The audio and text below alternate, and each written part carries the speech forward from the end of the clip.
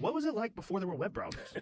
So How do you know? You know a time before web browsers. Like, I do. So I'm an OG now, but when I first started, I thought I missed the whole thing. Like, Really? I thought I missed the whole, because I missed the personal computer. I missed the whole thing. you missed the original use of the personal computer. Yeah, the personal computer, and before that, all the other computers that came before that. So the computer revolution kind of happened over the 50 years, right before I showed up. What was the first personal computer? The first personal computer.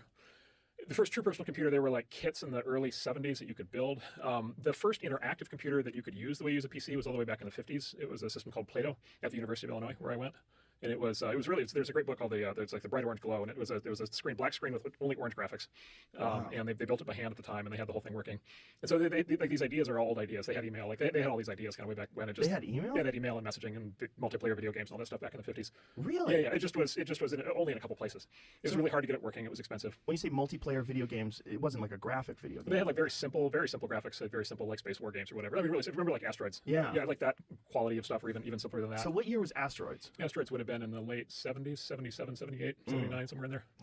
Pong was 74, I think, which was the first console, the first arcade video game was Pong. Yeah, we had one somewhere around that time, and I remember thinking it was the most crazy thing I've ever seen in my life, that you could play a thing that's taking place on your television, you could move the dial, and the thing on the television would move. I mean, it was magic. Yeah. It's so crude and dumb for kids today. They would never believe the impact that it had on people back then. So before the one you had on your TV set, that was later on, before they had the arcade game, the console and the arcade. And the story there is crazy. It's this guy, Nolan Bushnell, who's the founder of this company, Atari, that basically created the video game industry. And he developed this game Pong. So he literally built one. Like they had no idea if anybody wanted to play a video game at that point. So they built one. They built this console. They put it in a bar in Mountain View in Silicon Valley. The owner of the bar called up 3 days later, and he's like, your thing is broke. Like, come get it. And Nolan's like all depressed, and he goes in and realizes the thing, it's so jammed with quarters.